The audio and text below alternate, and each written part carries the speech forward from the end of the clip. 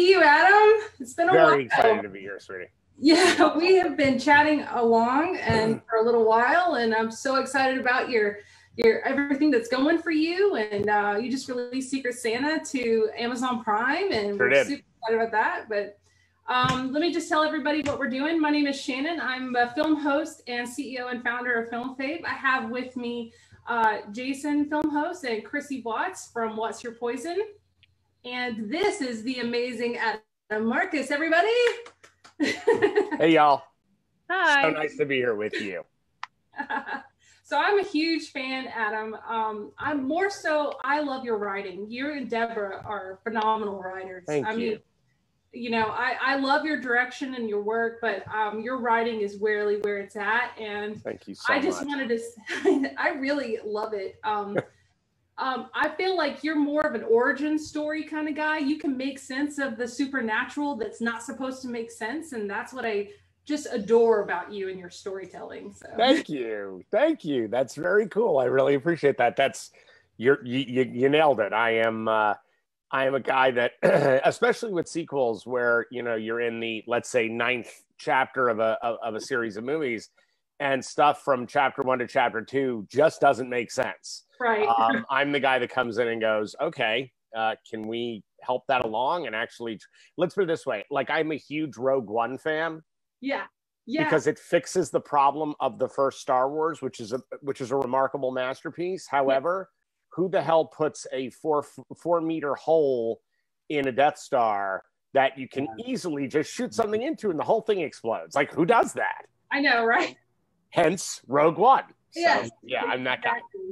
Exactly. I completely agree with you. I love how you are able to put those stories in together and actually make sense. Like in Texas Chainsaw, we go back to the story of him as a kid and him holding and shooting someone for the first time. And that to me was like, that's a real quality writer right there. That's someone that you care about the viewer and having them, it makes sense to them in their head.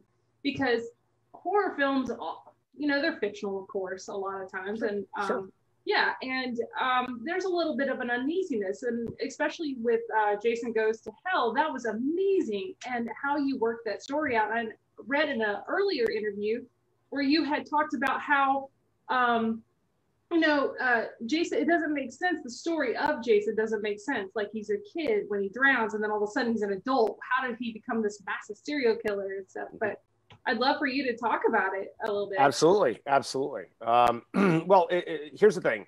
You know, my origin story goes back to, you know, when I was a really little kid, when I was about 8 years old, Noel Cunningham and I became best friends. Yeah. And we were inseparable. And his dad is Sean S. Cunningham, who was about to go make this movie, Friday the 13th. And here's the thing. Sean made a movie, and people seem to forget about this. The original Friday the 13th, and I mean, it's such a great, you know, bit in the original Scream, but, you know, the original killer is not Jason Voorhees. The killer is his mom, is a mother distraught at the death of her child, which, by the way, you couldn't root something in a stronger reality than that, because a mother with a lost child, that mother will do anything. She'll do anything in it, either to protect her child or to avenge her child. So all of that plays beautifully. When Paramount came to Sean to make the next Friday the 13th movie, Sean Cunningham, who never met an idea that John Carpenter had that he wouldn't steal, like John Carpenter wanted to do with Halloween, John Carpenter didn't want to make movies about Michael Myers. He had no interest in that. Right. He wanted to make movies about horrible things that happen on Halloween. He wanted to do tales of Halloween. It's why Halloween 3 is really the only actual John Carpenter Halloween sequel. Even though he didn't direct it, it came from his brain saying, I don't want to tell Michael Myers movies. I want to tell tales of Halloween. Whether you like Halloween 3 or not, that was, you know, the genius that is John Carpenter. If you honor who he is as a filmmaker, that's what he wanted that series to be. Much the same, Sean Cunningham wanted to tell stories of the deadliest day of the year. The most unlucky day of the year. So Friday the 13th, this unlucky day, as far as we can all remember, right? And he wanted to tell these terrible tales. Well, Paramount came back and said, look, they didn't do that with Halloween. They told the story of the killer. So you killed the killer at the end of yours, but what about that kid in the lake?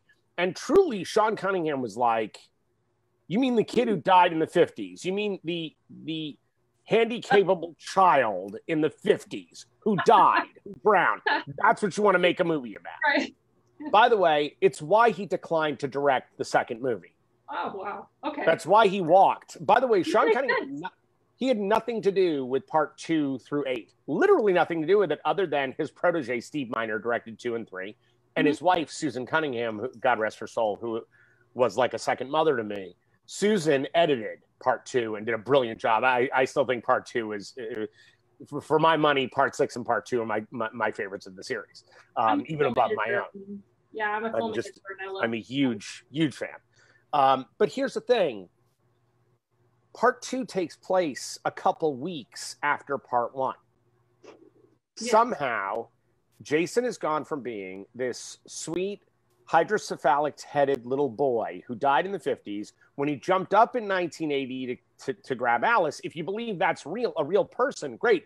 He was still a tiny 90-pound boy soaking wet. That's what he was. Exactly. 2 weeks later, he has gained 160 pounds.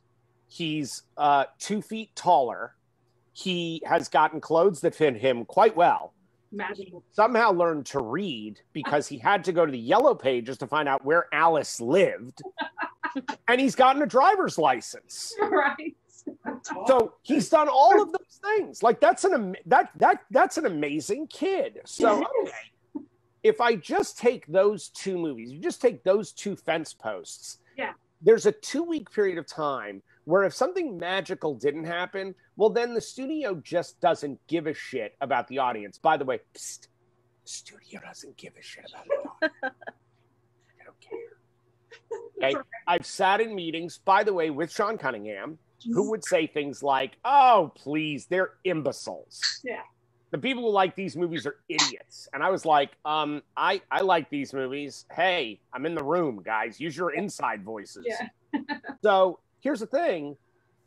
You then go on to part 3, part 4, where you have some consistency from part 2 to part 4. Right. Now, let's remember, when you get to part 3, he finds the hockey mask. Yeah. Which, again, is really dopey the way that whole thing comes about. I mean, I'm so thrilled, quite frankly, that that at least it's Shelley, at least it's Larry Cerner's character who brings the hockey mask in, because Larry's the best. He's just awesome guy. He's actually my lawyer on our documentary.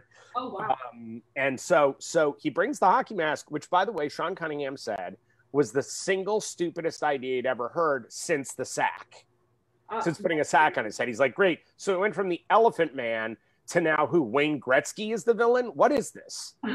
So then you get to part 4 and he gets his head turned into hamburger meat. Great. And we all thought it's the final Friday. Fantastic.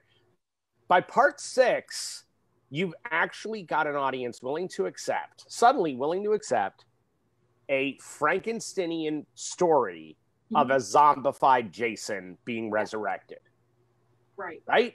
Yes. By part 8, he is literally dissolved in the sewers of New York, which are filled with toxic sludge somehow. I mean, I guess the Teenage Mutant Ninja Turtles were.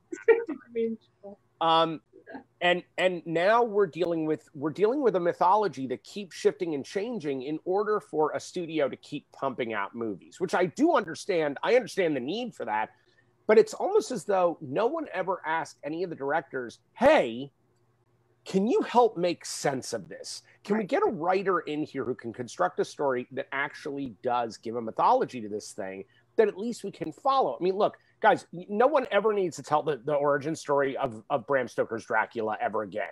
Vampires, we get it. Like, we get it. There's a mythology, it makes sense. With Jason, you would think in 8 movies, someone would have said, hang on a second. Can we just talk about what this thing is? I mean, by the way, every single Nightmare on Elm Street movie, there's like a new origin story for Freddy. Like in every one of them, there's a new one, right? So, and Michael Myers, forget about it. I mean, Halloween, there's 14 different timelines, so who knows what's going on. But here's the thing, with Jason, my sense was, let's go back to the roots of the first film.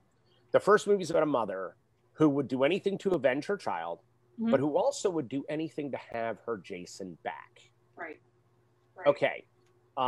If you're Pamela Voorhees, if your child is dead and you're losing your shit, wouldn't you go and turn to any side of darkness? Wouldn't you turn to the dark arts to try to resurrect your child? I mean, isn't that something you would do?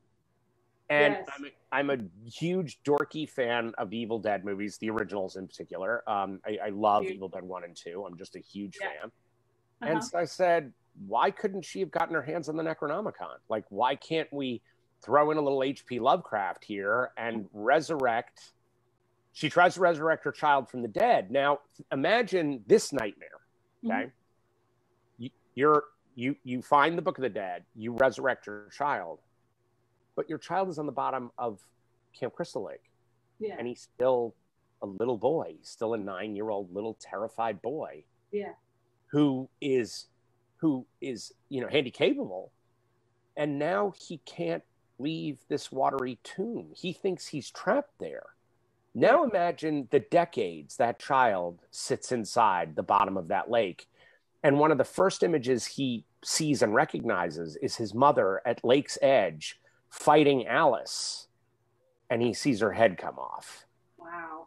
And his initial moment is to rise up and attack Alice when she comes out of the lake. That makes sense. That's a child rearing out, right? Yeah. But it's a little boy. He can't kill Alice. He just drags her down. She gets away from that. Fine. But if you're part of the Evil Dead and now you've come above the surface, right?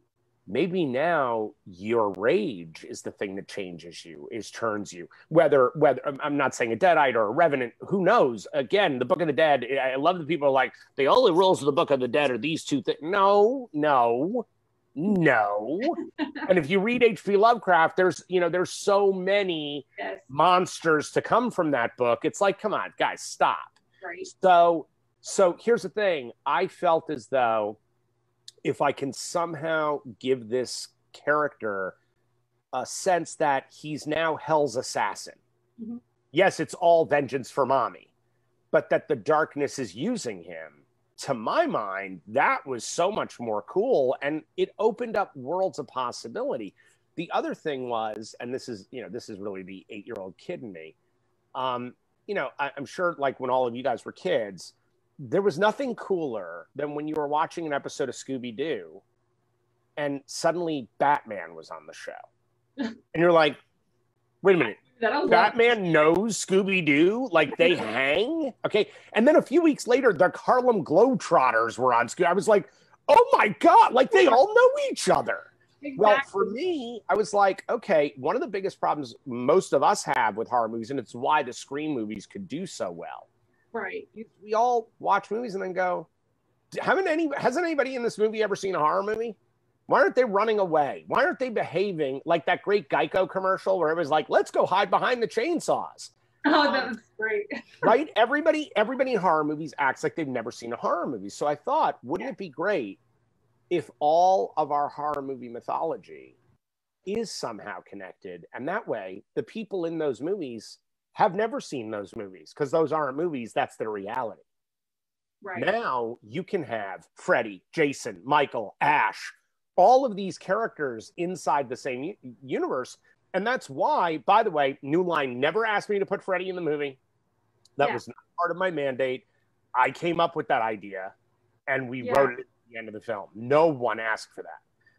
And in fact, New Line was so psyched when I said to them, can I have the glove? At first, they were like, why? And I'm like, because I want to do it at the end. And they were like, yeah, you can have the glove. Got it. We're sending it to the set right now.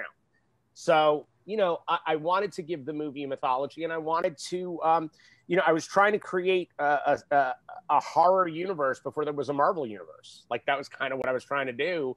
No prescience on my part, simply Scooby-Doo on my mind. So man, that's where that comes from. No, that's so good. I love hearing this story about that because I just love how you bring everything back to its real origin and you make it make sense to me. And that's, I hate movies that and I hate to be that film person that just says, well, but how? Mm-hmm. Leaves me with, but how? But wait, I'd have an unsettling this with the movie. I can't Sure. get into it. I can't adjust to it. And by the way, look, there are a ton of like one-off movies. There are movies like you get, like, for example, let's take something like Sinister, right? Which I was a big fan of the first movie. I think that's a really cool movie, right? And at the end of the movie, I had a ton of questions, but I was great not getting answers. Like, I'm okay having to fill it in on my way home. That's awesome. Like, I want to come up with my own version of like, how did all of that happen? Who is that guy? What the hell's going on? Here's the thing. Again, when you're 9 movies into a franchise, if somebody's not trying to answer some questions, that's just lazy. And honestly, I feel that's just treating the audience like they're a bunch of fools. Right, right. I know that Chrissy was talking to me about the Necronomicon and that that you put it in there in some way. Chris, you want to ask him about that, or? Oh, yeah. So I noticed in actually all your movies, you kind of have callbacks to other films. So in Texas Chainsaw, you have Bill Moseley, who was Chop Top, playing Drayton. You have, it said that Dan Yeager actually made an appearance. There was, Dan Yeager, sorry, I'm all over the place. You meant Gunner. Yeah, sorry. Yeah. Gunner made an appearance because Dan Yeager was actually the Leatherface in that. And then there was the dagger, the Necronomicon, the glove, and then actually in Secret Santa, in the flashing credits, it said Red Rum, which was a call to The Shining. And I loved it. That was like instantly when I saw that, I was like, oh, it's gonna be great, because I love when people do that, when filmmakers decide to go, oh, well, you're probably like me and gonna like these movies also. And it's one of those things that's like, oh, hell yeah, I'm in for a good ride. This person likes what I like. And then actually in the car, when you have the conversation going about Boris Karloff being Dracula, no, that's Bela Lugosi, no, that's the Wolfman. And I was just wondering, do you put any other little things like that in all your movies, or are you really calling to movies that you enjoy? I do it for two reasons. Look, I never, especially when I'm doing horror stuff, I never want the audience to forget that I am as ridiculous a fan of the genre as the audience is. I'm sitting in the audience with you. So when I make any movie, yes, here's the thing. I don't make the movie for the audience first. I think that's a mistake. I think when people do that, you end up with a manufactured item.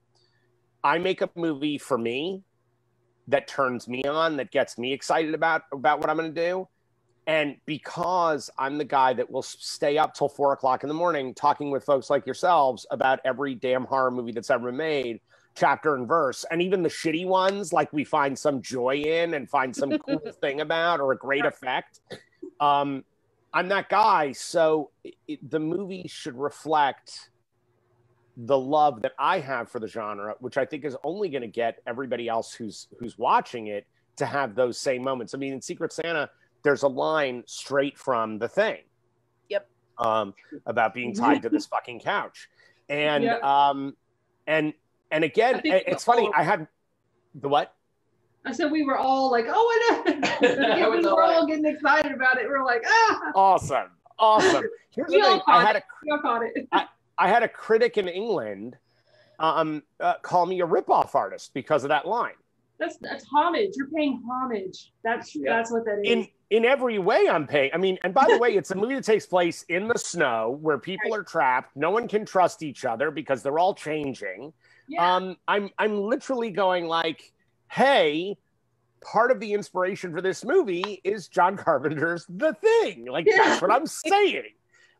So I don't look. Here's the thing. I don't pretend that I'm not inspired. I am inspired, and the people who come before me. Look, the fact that Sheriff Landis in Jason Goes to Hell, that is named after John Landis, who was one of my earliest mentors as a filmmaker. There is always a character named Parker in every film I've made. Somebody has the last name Parker. And that's a tribute to Alan Parker, who is one of my favorite filmmakers. The movie took place in Cunningham County because I was doing a nod to Sean. I'm never going to be that guy who thinks that, look, I went to NYU film school, and And I loved being there. It was an amazing opportunity, and I met incredible people, and I got to work on incredible films. And here's the thing. NYU, for all of its wonderfulness, is the single most pretentious place on planet Earth. It is the epicenter of all pretension. It just is.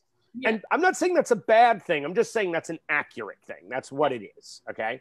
Mm-hmm. For me, coming from that, they ascribe to the auteur theory, mm-hmm. which I think is a disgusting idea.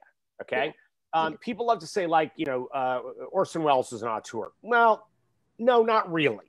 Yeah. Because to be an auteur means you've written, directed, edited, starred in, done the art direction, lit the scene, shot the film. No.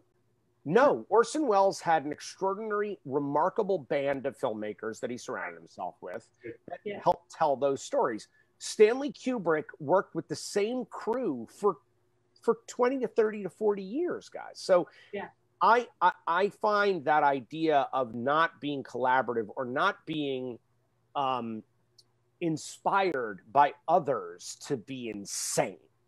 Yeah. And look, one of my favorite filmmakers, and I got to work with him, was Brian De Palma, who I adore. And I worked with him while I was still at NYU on one of the worst movies he ever had to make, which was Bonfire of the Vanities. Holy crap. Oh. But I have to tell you, I learned more from him in my short time with him, in that, when I brought up the Hitchcock thing and how people are like, ripping off Hitchcock, he's like, okay, so hang on. He says, I make thrillers. If you pretend that you're not taking from Alfred Hitchcock, well, then you're a guy who's going to do a research paper, yet you're never going to go to the library to research anything. Right. Like, he wrote the encyclopedia on how to tell a story this way. Yeah. I'm going to take his ideas and try to push them further. I always want to make them new. Yeah. But I'm always going to say, no, that's Hitchcock. I know exactly. That's right from Vertigo. That's what I'm doing. Yes. And, I love when people are like, oh, he stole the Odessa step sequence for Untouchables. And I'm like, okay, first off, the only people who know what the fucking Odessa step sequence are people who go to film school. And let's be honest, guys. I mean, he took it and one-upped it.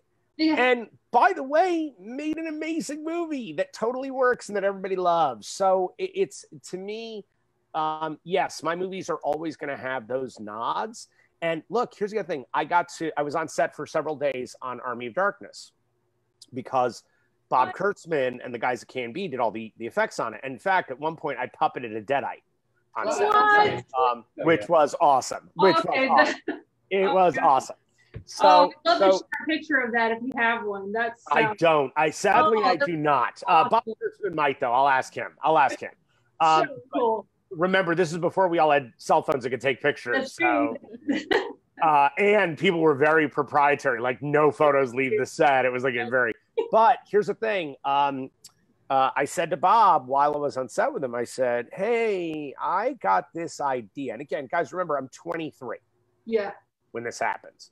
And one of the first feature filmmakers out there at 23 years old, by the way. That's huge. Started out super young. Yeah, that's huge.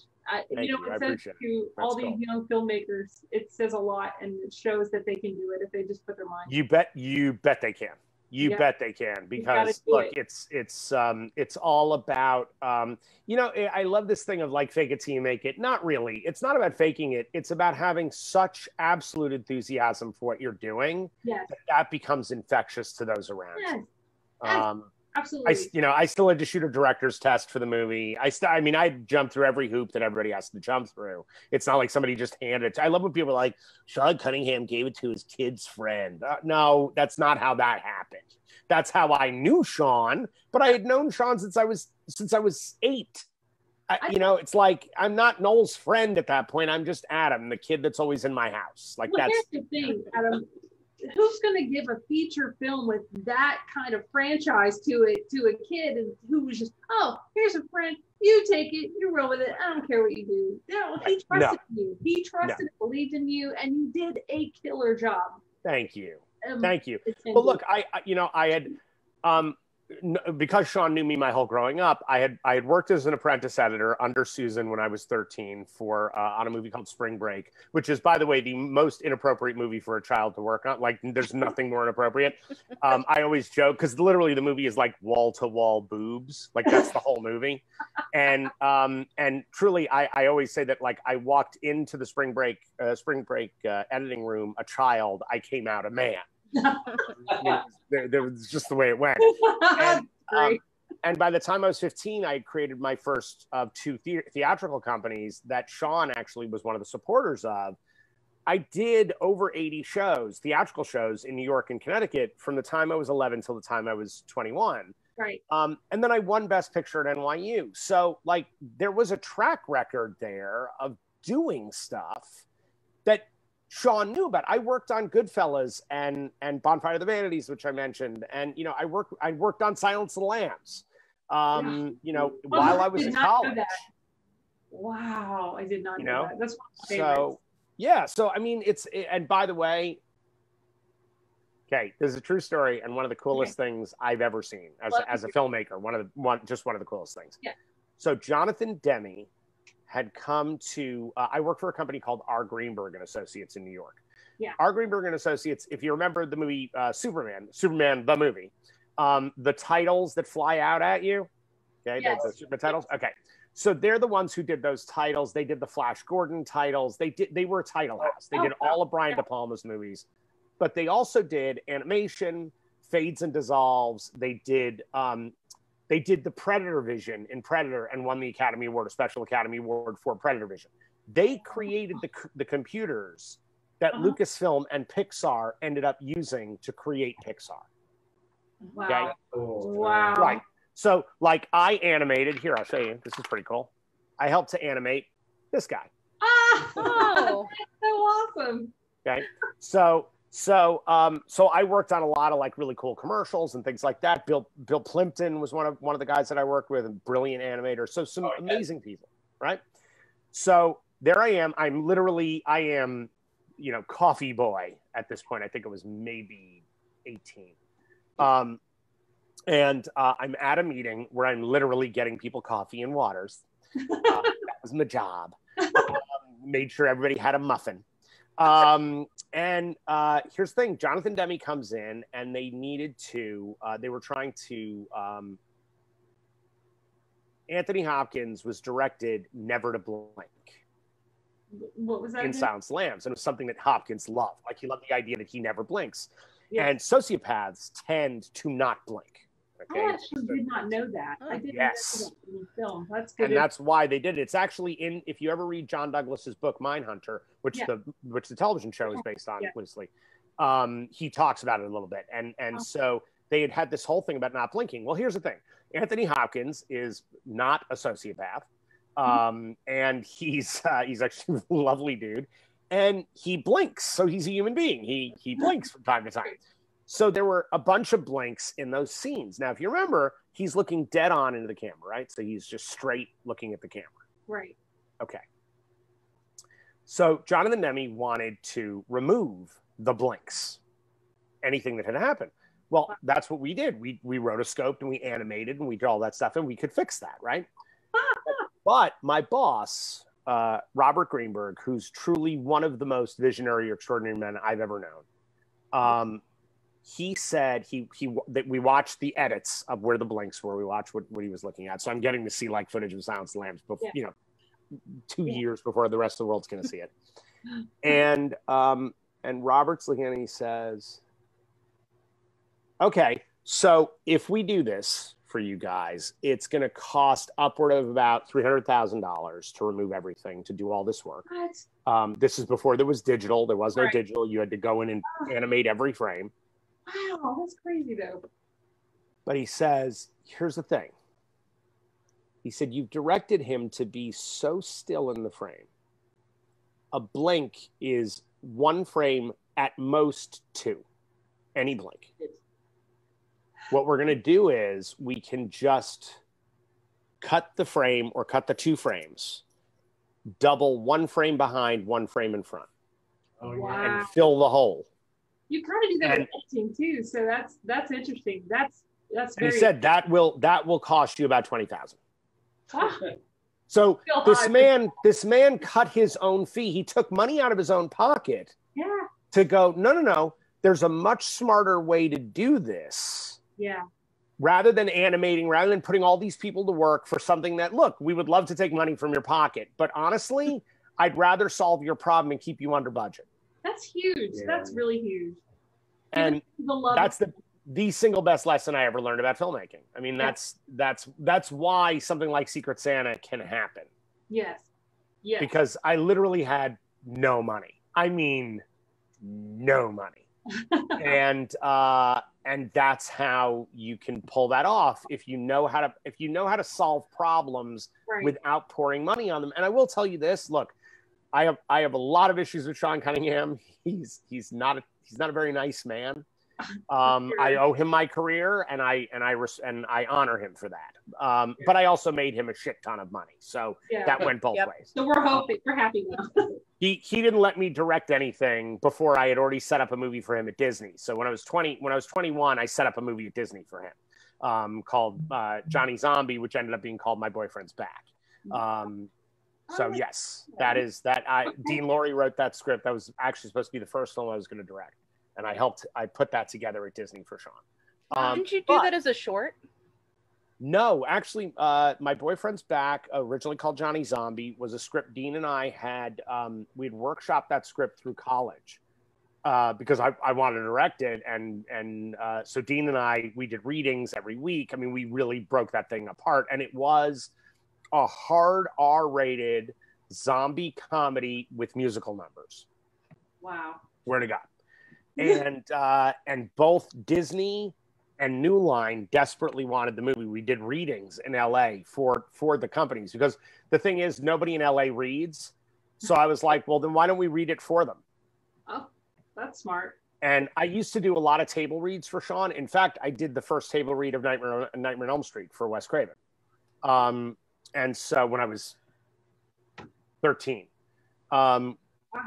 And so readings, because of my theatrical background, that was sort of what we did. And in the readings that we did for Johnny Zombie, this is a true story, the readings for Johnny Zombie, which we did for Disney and New Line and a couple other companies, Adam Sandler played Johnny. Adam was my next door neighbor in college for 3 years. No way. Yeah. Great. Yeah.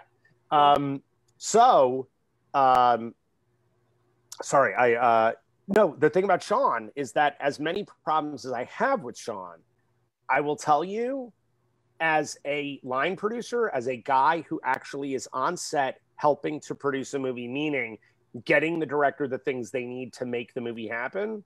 Yeah. He's brilliant. And look, he was a Broadway stage manager for years. Yeah. And, he did things like Wait Until Dark on Broadway and in its touring company. And so Sean knows how to, turn $1 into $20. Like he knows how to make that happen. Yeah. And that's what the best producers do is they say, okay, this is the limited resources we have. How do we make, because look, and again, it's a great lesson and it's such a good lesson for young filmmakers. Like it's one of those things that people forget. So when I was going to make Jason Goes to Hell, by the way, when I originally made the film, Sean loved this movie, loved the script, loved everything. He loved everything. It's only now that he disses the movie because he's just a bully and an asshole. And by the way, in some ways, Sean is the man in the Iron Mask because he didn't want to make a movie about Jason. He never wanted to make movies about Jason, and it's all he'll ever be known for. Sean told me early on he wanted to win an Academy Award. Yeah. And I'm looking at him like, you're the Friday the 13th guy. What are you, insane? Like, you're never going to win an Academy Award. But that's the thing. A hockey mask that he didn't put in the movie, that he had nothing to do with, became the moniker of his career, became the symbol of his life. And he had nothing to do with that hockey mask. He hated the choice, thought it was idiotic. So he's very bitter right now. He's very bitter. And now he has to go to conventions to get people to sign, so that he can sign stuff to pay the bills. Yeah. I mean, that's, and by the way, he's also lost his franchise to Victor Miller, who, by the way, is right. I've worked for Sean. Sean steals from every writer he's ever worked with. He just does. I know the plan. I know exactly what he did to Victor. He did it to Dean and I the exact same way. He does this. That being said, he gave me a great piece of advice. Yeah. Which was, he said, Adam, he said, you can't ever think of your film as going up against the other Friday movies. Yeah. Don't think of it as a movie going up against other horror movies. He said, your movie, to go see your movie, costs the exact same amount of money to a person in your audience as going to see Terminator 2. Yeah. What are you going to give them that Terminator 2 can't? Right.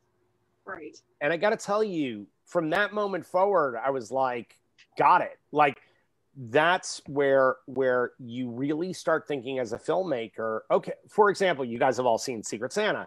Yes. I knew what my budget limitations were. So in writing the script, I said, okay, I have to make this dialogue and these characters so compelling. I have to make the dialogue so violent in its rhetoric. Oh yeah, it was violent. It was good. Thank you. But that it can replace the kind of gore that I normally would do. Like, I'm making a horror movie, great, but the comedy side of it has to be so shocking for people. I mean, let's put it this way. In every city we've shown the movie in, and we've been all over the world with the movie in festivals. We've been very, very blessed to get so many festivals to love the movie. Yeah. Yes. In every single audience, when Deborah's character, when my amazing wife and writing partner, when she plays Shari, the matriarch of the family, when she says, look what I have. One daughter who's meaner than a hornet and doesn't drink, and the other one doesn't eat, and she's still as fat as a house. She was my favorite. She was my favorite. And who was the other guy? I'm trying to remember the other guy's name, the character's name. Nathan. Jackson? Skull, that he was Jackson. Nate Hedrick. Nate Hedrick. Yeah. Yeah, we were talking about that after that. He's a genius. He's great. He's a genius. By the way, if you guys ever come out to LA and you see if you go to Universal Studios, if you ever go to the Universal show, they have a Waterworld show there. Okay. Nate is the guy who plays Dennis Hopper's character that does all the high falls and all that. He's that guy in that show. Nate's amazing. He's an absolute genius. But that was the thing. The entire audience would gasp at that moment, right? Yeah. And it was as though it was as big a moment as if I stabbed someone in the eye. Oh yeah. And it costs nothing. It's just dialogue. But you know what? I'm going to say this one part. I'm just going to say it. Please. When I've always heard someone say, "I'm going to skull fuck you," I never saw anybody actually fucking do it. I was like, "Holy shit, he did it!" That was and you're welcome. I was like, that is just as shocking. And then, and I don't want to spoil it for anybody who hasn't seen it, but the end is hilarious. And Jason is my husband, also a film host with FilmFave. And we constantly keep making those last minute jokes. I'm trying to be careful what I say because I don't want to spoil the movie. But the very end, where that makes me cry, it's that makes it even harder. Yeah. Yeah. It was good. It was really good. The jokes were really there. Thank you. It was great. Thank you. You're a funny guy at that too, so it must come easy for you. The comedy does. Actually. Yeah. Talking about Jacqueline, that was a big one. Sorry, Chrissy. No, you're good. No, it was Jacqueline's line. Jacqueline's popsicle line that it killed me. I had to pause the movie and take a moment to collect myself. I was dying. It was my favorite line in the whole movie. Thank you. Top notch. if you'll notice, the name of the company that we made the movie through, because we had had an LLC for the movie. The name of the LLC is Bonbons. Oh. Bonbons LLC. That's us. I wanted it to be Popsicle and Bonbons LLC, but my producing partner Brian Sexton was like, "If you think I'm going to sign every freaking check, Popsicle and Bonbons LLC, you're out of your mind." I was like, all right. So he was like, "Bonbons, you can have bonbons." I'm like, okay. And and it was weird because I knew something was going on along the time of the dinner party because they were getting very hot. And I was like, there's something going on here. And I can't figure out. It was like I had no idea that that's what it was at the very end. That's awesome. It was really a guessing game for me. And I hate knowing the end of a movie once I get it started, Right. So I thought I'd say that. I'm talking all over my film host. Did y'all wanted to jump in and ask a question or anything? Or please. Jason, want to ask a question? Yeah, actually I did. Earlier you had mentioned something about how horror filmmakers are actually horror fans. And as a horror fan who eventually became a horror filmmaker, that's one of the biggest things I always say about how much I love working in this genre. So I just wanted to know, because you're such a good writer about origins, and I love how you expand universes, and you take these characters and you bring them to different places. If someone handed you a blank check and a free license, what horror film icon or what film would you want to just do or remake from scratch? If like the world was your oyster and you could pick any horror icon from centuries of filmmaking, what would you like? Wow. That's a wow. Okay, that is a big request. My goodness, that's exciting. Wow. By the way, that is a first for me. There are people who ask me. There are people who ask me what I would want to remake, of sort of the slasher genre, but of all horror, that is. Yeah. Woo! You did Jason, and Jason was amazing. And Texas Chainsaw is one of my favorite movies. Yeah, that was really well done. Like out of say Universal classics, or maybe Hammer films, or from Yalo. Well, I can tell you, we Deborah and I have written a movie that is a remake of a classic horror film that we are thrilled about. So there is one that we're actually doing. Because we're doing a remake of I Walk with a Zombie, the 1943 Val Lewton movie. Yeah. That's awesome. Yeah. In fact, here I'll show. Oh, sorry, didn't mean to disappear on you. No, I can show you something. I'll show you just in my background here. Okay, so if you look right there, see that right there, that poster that I'm pointing at. The tip of my finger right there on the wall.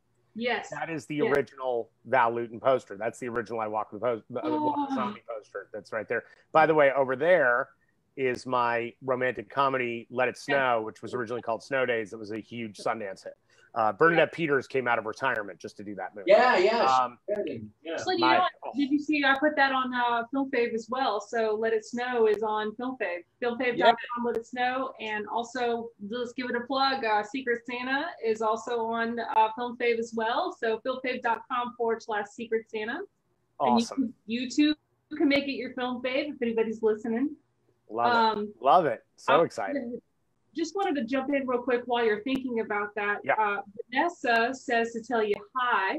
Vanessa. My sweetie. Yes, are you kidding? I've been involved with Women in Horror Film Festival now. This will be my second year this year coming up. I'm a judge, but also I'm helping. Vanessa and I are actually presenting the awards this year together. So that's where we met you. And yeah.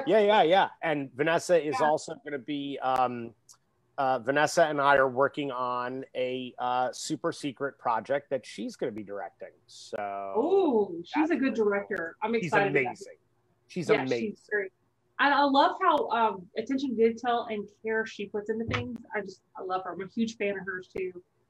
While we're talking about her, I wanted to say that you're going to be chatting live with her on Women in Horror Festival on their page, November 13th at 8 p.m. Yep. And you're going to be giving away the local artisan. I believe there's soy candles that have the Friday the 13th made out of them too. So that's pretty cool. So I just thought I'd give her that little plug and tell her hi. I love it. I love you, Vanessa. Oh my God. Funny story really quick. Please. When I transitioned from doing stage crafting and stage work with theater, and I moved down here. Actually, Vanessa was one of the people who gave me like my first big break. I got to be in the art department with her on the Stephen King film she did. Oh, which is a terrific short film. My God, it's a good movie. It was called Rainy Season. Yeah, it was great time. So I knew that when I worked with her on set that she was definitely destined to go somewhere. It was great. She is a badass. She's a badass. Yeah. She is. It's actually really interesting because we're one of the movies that was at the festival this last year where I met you guys. Yeah. If you remember, Asking for a Friend. Yes. Yeah. Okay. Yeah. Right. The director of that, Kelsey Boleg. Yes. Who's now out at festivals with her new film, The Fourth Wall, which is incredible, by the way. Oh, okay. It's incredible. She is now directing a film for our company. Wow. She's doing her first feature for us. Wow. And it is a summer camp horror film that I can't tell you the title just yet. I can't tell you the specific of it, but what I can tell you is this movie will be for people of size what Get Out was for people of color. Wow.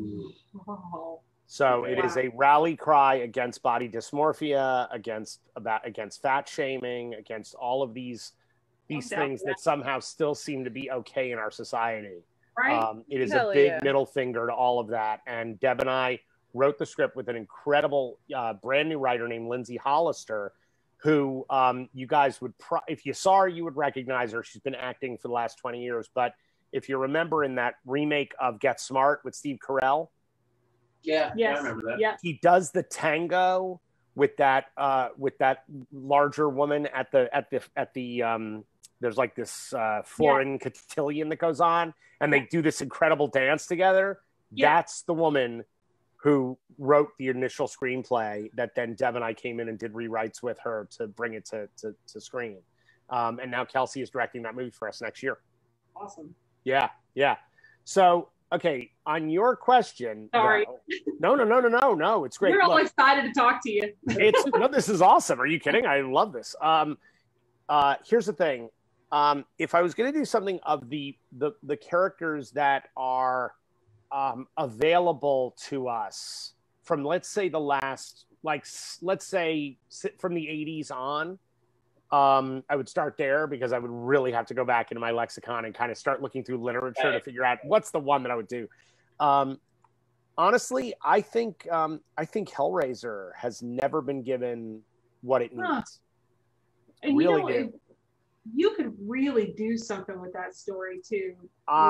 I love that series, and I know Clive, who's a madman, but a lovely madman. I did an article with him when he made the first Hellraiser, before anybody in America had seen it, and I was a huge, a stupid fan of his writing, and so much so that when I came to interview, we were working together. I was interviewing him over 3 sessions, and the first time I went to see him, he was at this great shop in New York called Forbidden Planet, which was like where I lived when I was a kid. Like, it was where I got comics.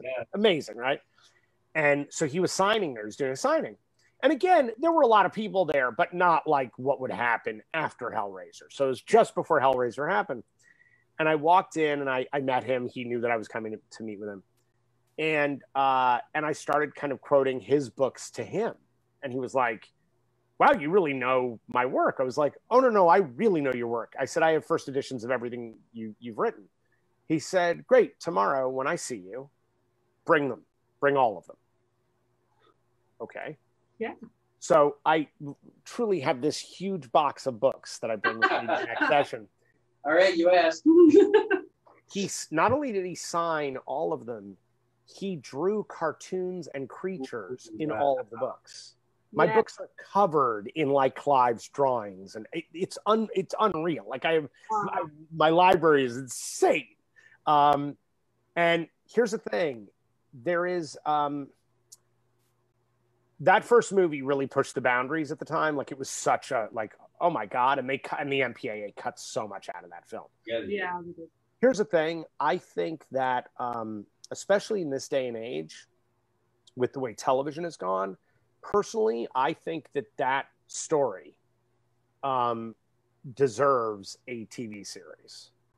Yeah, that makes sense. It is. It's Clive Barker joined them for the TV series that's coming up. Mm-hmm. So that was just announced recently, I believe. Really? It's just really exciting. I thought it was. I just Oh read about it a month ago. Books of Blood is becoming. Oh, Books of Blood. Yes, for Hulu. Yeah, Yes. Yeah, and Clive just joined them. So. Mm-hmm. Here's the thing. I would want to go really balls to the wall. Like, I would want to really make what Clive's vision what was in his story and the way he writes, because it's about pushing boundaries and making people feel uncomfortable. And by the way, look, let's be honest. The best of all of these filmmakers, you know, you look at someone like George Romero. The genius of Night of the Living Dead is not that it's a zombie movie. That's great. That's fine.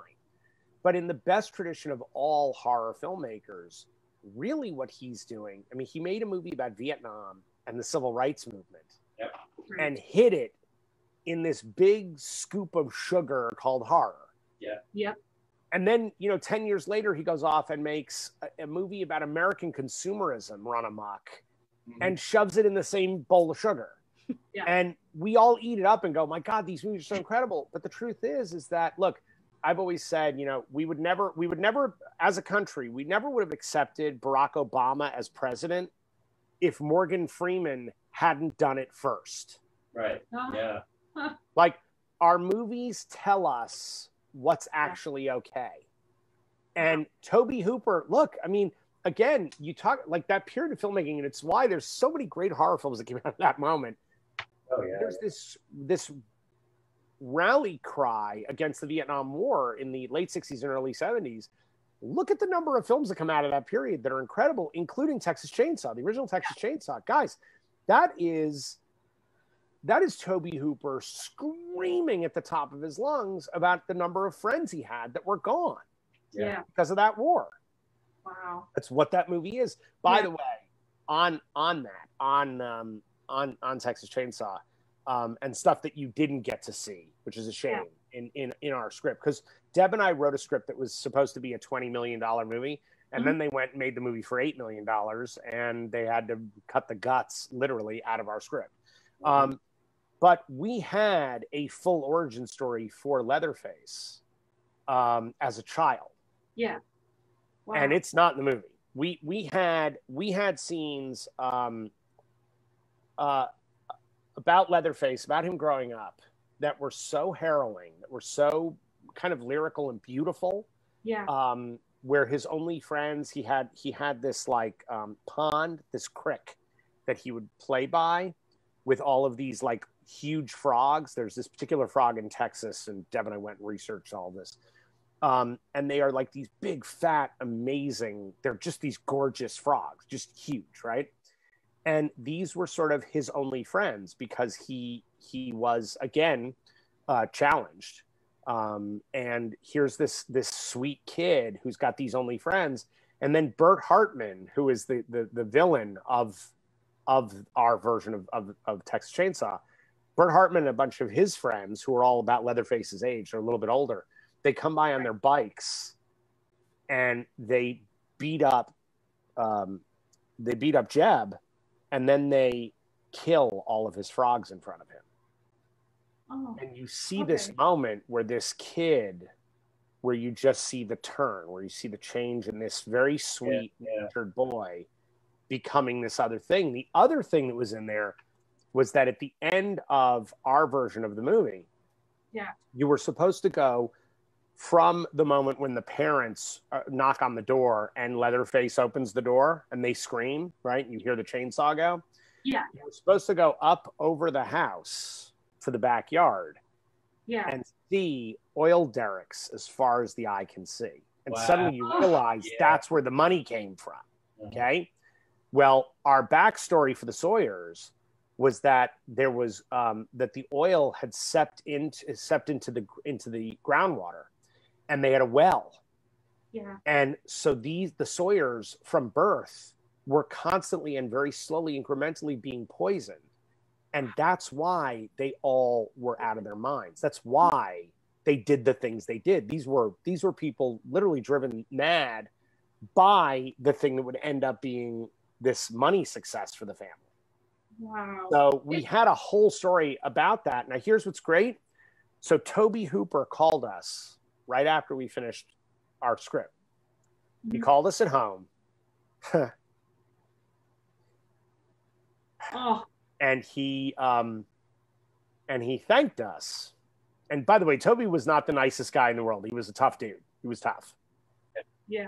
Toby called us to tell us that finally someone had written an actual sequel to his first movie. Oh, wow. And he said, and that includes the sequel I wrote to my first movie. He said, it's nowhere near what you guys just pulled off. Wow. God, that must have been like I turned to Deb. I said, you can put me in a box. I'm done. I like life goals are over. I finished. I'm good. I can take a bow. We're good. Wow. Yeah. I was even at the point where he had this gun and he was shooting the first person that he ever shot. To me, it was like you could see it in his eyes that he was turning there. But now I wish they had kept that part of the story with the frogs and stuff, because that seems to be they always talk about the serial killers. They always start with like killing animals at the very beginning, that something in their childhood always changed them to be that way. I feel like even though that was a good point, but it still doesn't solve that story. Now it sounds like you have a whole nother movie right there to make.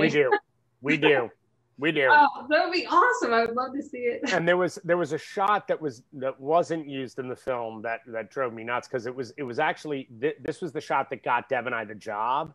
Yeah. Because you can always tell when you're pitching a room when you get the executive, when it hits their brain that they're like, you're the ones. And again, we were up against 17 other writers for this movie. Yeah. Oh, wow. And I came in and I described the siege at the house. Because again, my whole thing was, okay, if Sally gets away at the end of part one, right? If we open with part one, which was our pitch, like we want to open with the ending of the first movie. Yeah. I said, and let's break up the layers so you can actually make that footage 3D as well, which got them very excited. Yeah. I said, she gets away. The first thing she's going to do is go to the cops, and the cops are going to come right back here. Like the truck driver didn't forget where he was. He knows how to get back to that house. Yeah. Yeah. So they'll go back. There's going to be this siege. But when I described the siege at the house, I said, there's a woman suckling her child, right? There's this woman who's suckling on her mother. Uh-huh. And I said, I want to have it like a close up of the baby on her mother's breast. And as we pull up, we see mom pull a gun, point it out the window, and just start shooting people. Oh, that's cool. While the baby is suckling. And that's Alexandra Daddario's character. Yeah. That's her. So you actually see like where her killer instinct is going to come from later in the story. Yeah. Also, look, I mean, oh God, the movie we wrote, guys. Here's the other thing, because it's the thing that we get dinged on the most about Texas Chainsaw. So I always kind of make this pretty clear to people. Yeah. So our movie takes place in the summer of 1993. Right. That's when our Texas Chainsaw, what we wrote it for. So much so that in the screenplay of the movie, at the movie theater in the center of town, Jason Goes to Hell is playing. That's great. It's in the script. Okay. That's great. There were no smartphones in 1993. We never wrote anything about a smartphone in the movie. That was a thing that was made up while they were on set, had nothing to do with Deb and I. We constantly get dinged for it. And I'm like, well, no, we didn't write a damn smartphone. Alexandra would have to be 40 for that to be real. It's idiotic.